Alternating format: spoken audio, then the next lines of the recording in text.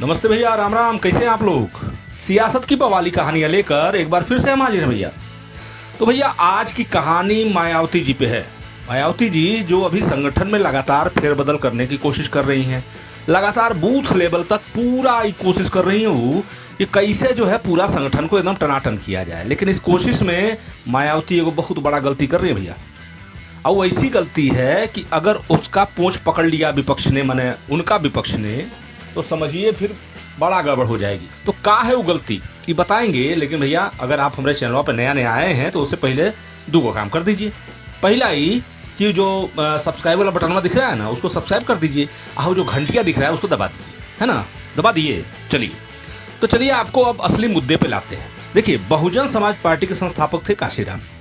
काशीराम जी cadre base party बनाना चाहते थे। वो हमेशा परिवार का विरोध की। काशीराम जी का मानना था कि राजनीति में परिवारवाद और भाई भतीजावाद की कोनो जगह ना होनी चाहिए।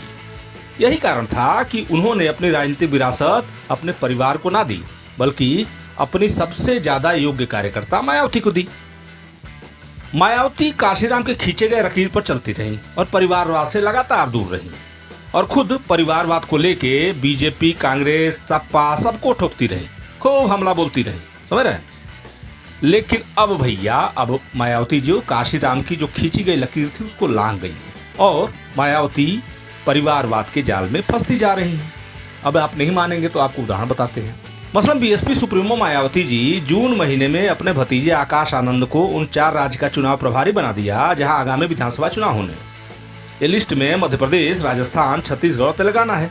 हालांकि बसपा सुप्रीमो ये बतिया हमेशा कहती रही कि वो अपने परिवार को राजनीति में नहीं लाएंगी, लेकिन भैया वैसा होता दिख ना रहा। अगर मौजूदा हालात को समझने की कोशिश की जाए और नजर दौड़ाई जाए तो परिवारवाद का मायाजाल बहुत बड़ा हो चुका है, जिससे अछूता कोई भी पार्टी नहीं है। सबसे पहले बात की जाए बीजेपी की, जो परिवारवाद का आरोप दूसरों को खूब लगाती है। तो बीजेपी पार्टी में परिवारवाद है। तो चलिए ना आपको बताते हैं कि कौन कौन पार्टी में कौन लेवल का परिवारवाद है ना। तो देखिए ना, रक्षा मंत्री राजनाथ सिंह के बेटा जी पंकज सिंह नोएडा से लगातार दूसरी बार विधायक है। इतना ना उस संगठन में बीजेपी का उपाध्यक्ष भी है।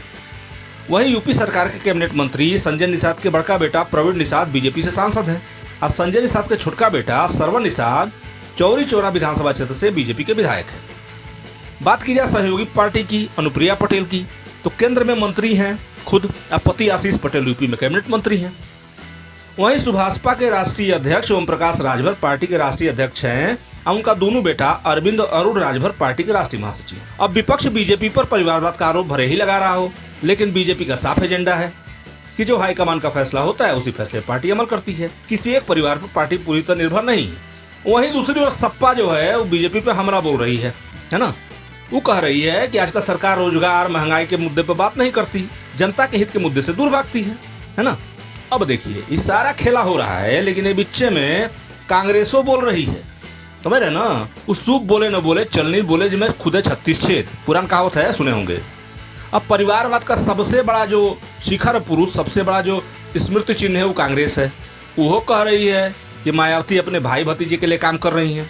अब क्या कहिएगा, छोड़िए ना, हटाइए। हालांकि राजनीति के जानकार लोग का माने तो हर पार्टियां में परिवारवाद है, लेकिन ये है कि क्षेत्रीय पार्टी में परिवारवाद कुछ ज्यादा होता है। मायावती अपना भतीजा और अपने भतीजा के ससुर के आगे बढ़ा रही हैं तो बहुत से लोगों को पेट में दर्द हो रहा है। वैसे होना भी चाहिए। वो हमारे सुखू चचा कह रहे थे कि काशीराम जी जो सोच की पटिया बनाए थे या जो तरह साइकिल घूम के गाँव घूम के अब पटिया को खड़ा किए, अब ओकरा बाद जब हो रहा है ना तो उतना ठीक नहीं है ना। हम वो सोच रहे हैं कि भाई कैडर बेस्ड पार्टी अगर परिवारवाद के मकड़जाल में फंस जाएगी तो फिर भाई दिक्कत तो होबे करेगी, है ना।